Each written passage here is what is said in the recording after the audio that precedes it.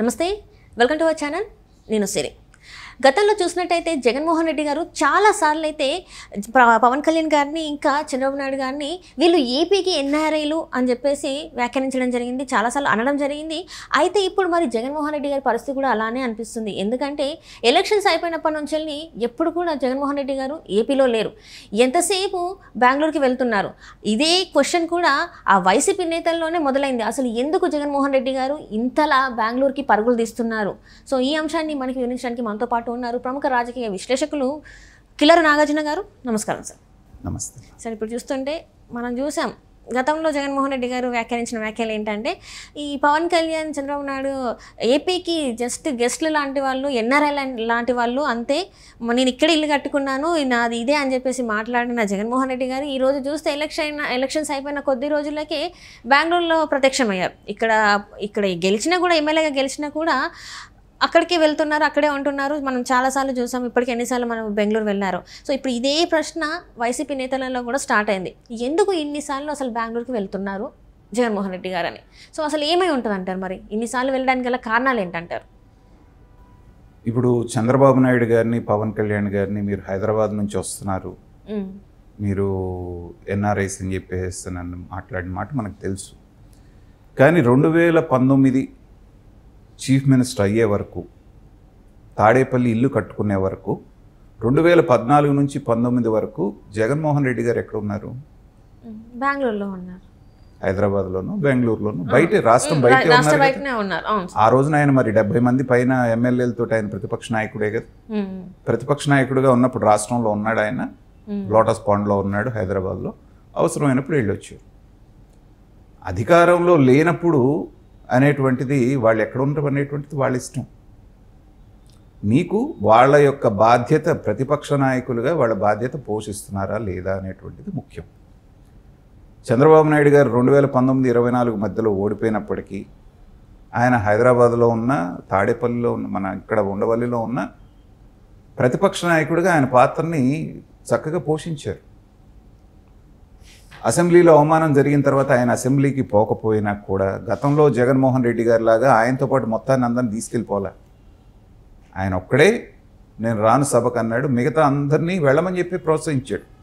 ఆయన పాత్ర సమర్థవంతంగా ప్రతిపక్ష నాయకుడిగా 23 మంది ఉన్నా కూడా పోషించారు. కానీ నువ్వేం చేస్తున్నావు? ఇవాళ జగన్మోహన్ రెడ్డి గారు దీనికి కారణం ఏంటంటే అధికారం పోగానే ఆయన ఒక రకమైనటువంటి అభద్రతా భావంలోకి వెళ్ళిపోయాడమ్మా.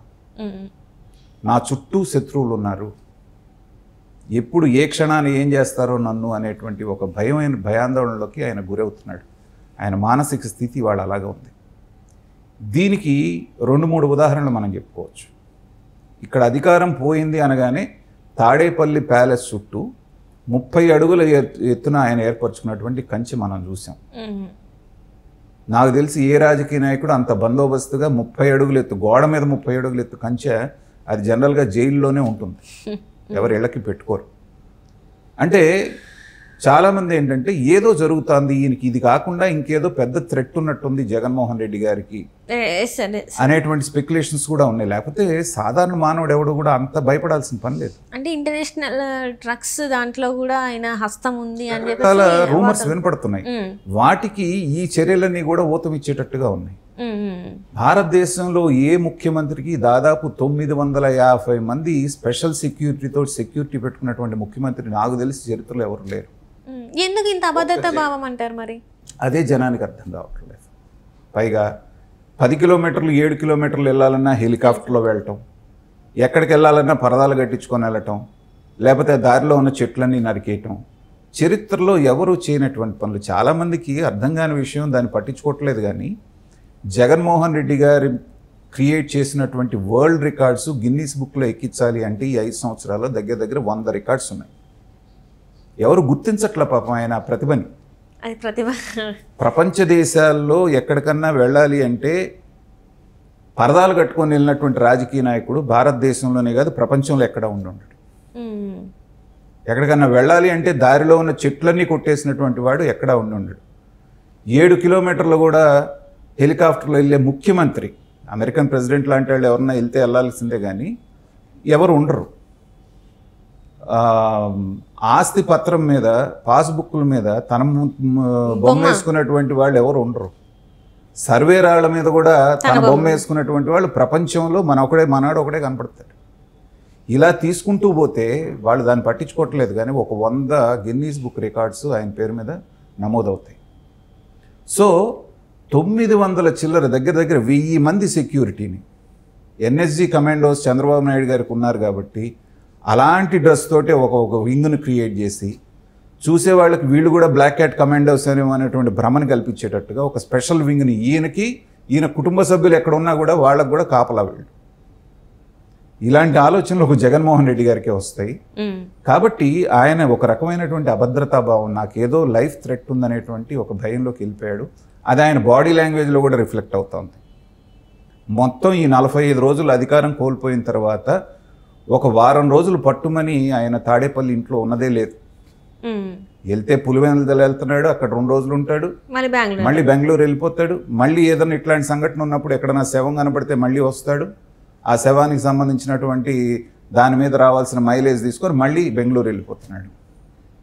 ఇక నేను గతంలో కూడా చెప్పాను, జగన్మోహన్ రెడ్డి గారు అసెంబ్లీకి వస్తారా రారా, వాళ్ళు వస్తారా రా అంటే నేను ఖరాఖండిగా చెప్పాను, నామకే వస్తే వస్తాడు. వచ్చిన తర్వాత ఏ సభలో ఏదో గందరగోళం క్రియేట్ చేసి సస్పెండ్ అయ్యేటట్టుగా వాళ్లే పరిస్థితులు కల్పించి ఇక్కడ రాజ్యాంగం అనేది అమలు కావట్లేదు, ఇది గౌరవ సభ కాదు కౌరవ సభ అని ఒక డైలాగ్ కొట్టేసి ఎగ్గొట్టి వెళ్ళిపోతాడు అనేటువంటి. గత 2 సందర్భాల్లో అదే జరిగింది కదా. ప్రమాణ స్వీకారం అప్పుడు 5 నిమిషాలు ఉన్నాడు, మొన్న గవర్నర్ ప్రసంగం రోజు ఒక 5 నిమిషాలు వచ్చి వెళ్ళారు, అంతే కదా, హడావిడి అయిపోయింది. ఈ 2 సందర్భాలు అయిన తర్వాత మూడో అసెంబ్లీ సమావేశాలకు వచ్చిన తర్వాత నేను చెప్పిందే జరుగుతుంది, మీరు గుర్తుపెట్టుకోండి. ఖచ్చితంగా గొడవ చేసి వాళ్ళని బయటికి తరిమేసేటువంటి పరిస్థితి తెచ్చుకొని ఈ డైలాగ్ కొట్టి ఇక అసెంబ్లీకి రారు. ఈ 5 సంవత్సరాలు ఎగ్గొట్టడానికి మాకు ప్రజలు న్యాయ నేతలు కాబట్టి మళ్ళీ మేము ఓదార్పు యాత్ర చేసుకుంటాం, లేకపోతే ముద్దుల యాత్ర చేస్తాం, ఇంకోటి చేస్తాం అని బయలుదేరుతారు. ఇలాంటి వ్యక్తి జగన్మోహన్ రెడ్డి గారిని చాలామంది ఏమనుకుంటారంటే చాలా ధైర్యస్తుడు, చాలా గట్స్ ఉన్నాడు, ఫ్యాక్షన్ బ్యాక్గ్రౌండ్, రాజారెడ్డి గారి మనవడు, రాజశేఖర రెడ్డి గారి కొడుకు అంటారే కానీ అత్యంత పిరికివాడు ఎవరన్నా ఉన్నారు అంటే జగన్మోహన్ రెడ్డి గారు. అత్యంత పిరికివాడు. ఈ జరుగుతున్నటువంటి సంఘటనలన్నీ కూడా దానికి ప్రత్యక్ష నిదర్శనం.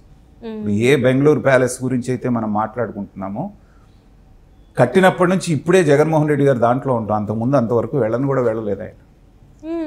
సో ఇప్పుడు ఆయన రాజకీయ పునరుత్థానం అనేది మొత్తం కూడా బెంగళూరు కేంద్రంగా అతను చేయాలనేటువంటి ప్లానింగ్ జరుగుతోంది. ఎందుకంటే కాంగ్రెస్ తోటి మంతనాలు జరుపుతున్నారు అక్కడ ఉన్నటువంటి డికే శివకుమార్ ద్వారా, వాళ్ళతోటి ఇండియా కూటమితో కలవాలి అనేటువంటి ప్రయత్నాలు జరుగుతున్నాయని కూడా వార్తలు వస్తున్నాయి. ఎందుకంటే ఏదో ఒక జాతీయ పార్టీతో జట్టు కట్టకపోతే ప్రాంతీయ పార్టీలు అనేటువంటివి మనుగడ సాధించేటువంటి పరిస్థితి కనిపించట్లేదు.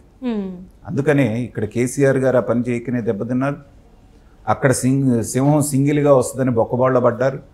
ఇది గ్రహించినటువంటి చంద్రబాబు నాయుడు గారు తెలివిగా ఎన్డీఏలో చేరారు. ఇవన్నీ క్యాల్కులేట్ చేసుకున్న తర్వాత జగన్మోహన్ రెడ్డి గారు కూడా ప్రయత్నాలు చేస్తున్నారు అంటున్నారు. బీజేపీలో చేరడానికేమో ఎన్డీఏ కూటమి కాబట్టి అక్కడ చంద్రబాబు నాయుడు గారు ఉన్నారు కాబట్టి అక్కడ అవకాశం లేదు కాబట్టి కాంగ్రెస్కి దగ్గర అవడానికి ప్రయత్నాలు మొదలుపెట్టారు. దాన్ని బెంగళూరు కేంద్రంగా డికే శివకుమార్ గారి ద్వారా మంత్రంగా నడిపిస్తున్నారు అనేటువంటిది మనకు అర్థమవుతుంది. కాబట్టి మన రాష్ట్రంలో జగన్మోహన్ రెడ్డి గారిని ఎక్కువగా చూసే అదృష్టం మనకి దూరం అవుతుందని మాత్రం నేను చెప్తాను. Right sir, right. Thank you so much sir.